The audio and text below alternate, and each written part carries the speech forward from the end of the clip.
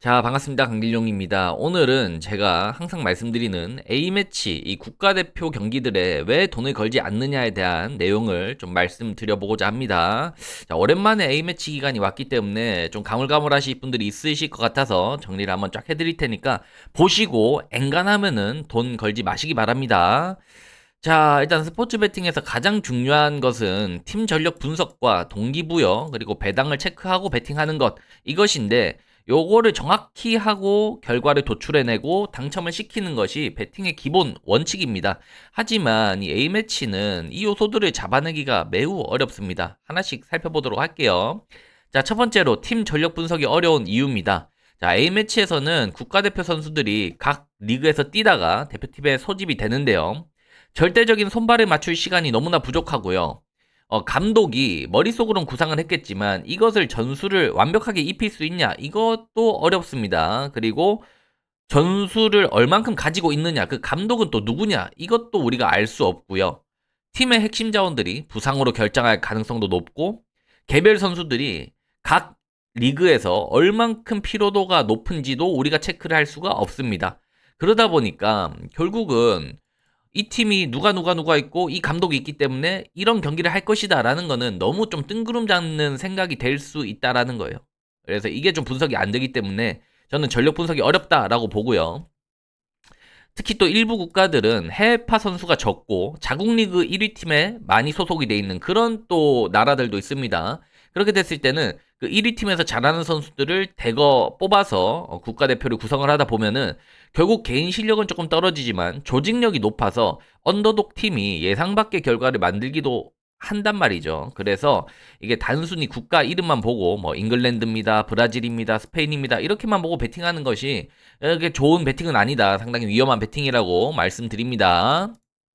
자, 그리고 두 번째, 동기부여의 문제입니다. 자, A매치에서 가장 중요한 대회는 뭐 월드컵이겠죠. 그 다음에 뭐 유로 대회 정도일 건데, 나머지 경기들은 대회 권위가 너무 낮습니다. 뭐 컨퍼런스나, 네이션스컵이나 이런 것들이 너무 좀 레벨이 떨어지거든요. 그래서 선수들의 동기가 좀 크지 않습니다.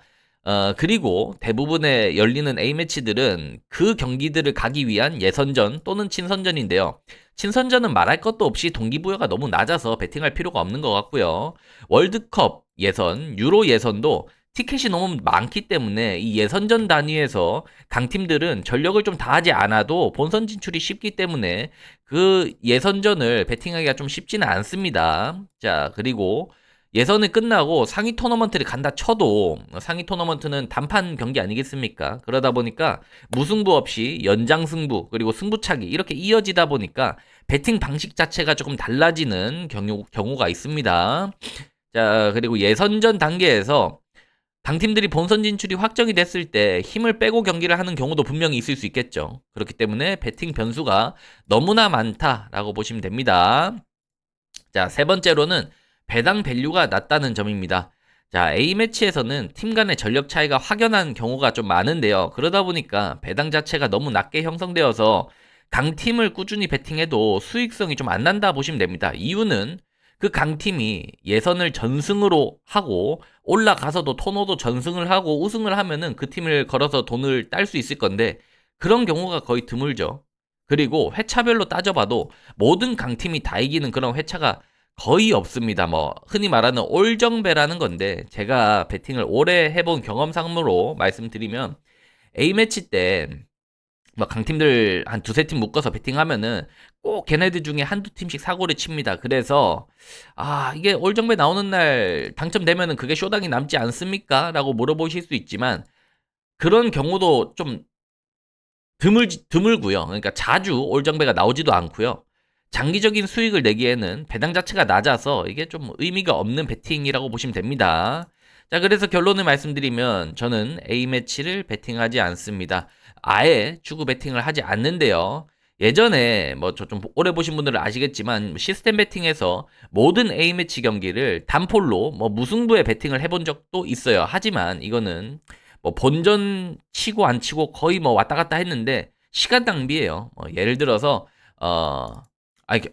다시 말씀드리면 결국은 시간 낭비이기 때문에 굳이 이런 시스템 베팅으로 구자를 찾기도 쉽지 않고 뭐 예를 들어서 내가 뭐 일본이라는 팀이 우리가 A매치에서 좀 잘 달리는 팀 아닙니까? 그래서 이 팀은 꼭 가야겠다라고 생각을 해서 베팅을 한다면 결국 일본이랑 같은 시간대에 있는 경기가 한국, 호주 뭐 이런 팀들일 건데 일본, 한국 묶으면 한국이 지고 일본, 호주 묶으면은 호주가 지고 때때로는 일본이 무승부를 기록하기 때문에 이 배당 볼륨이 배팅 밸류가 안 나오는 그런 종목이 축구 A매치 기간이다 이렇게 보시면 됩니다. 자, 그래서 마무리를 하자면 도박에서 승리하는 사람과 패배하는 사람의 차이는 좀 멈춰야 할 때 멈출 수 있느냐 이건데 뭐 장땡이 나올 때 올인하는 건 맞지만 개패가 나오면 굳이 돈을 넣고 확인할 필요가 없습니다. 미련한 사람이죠.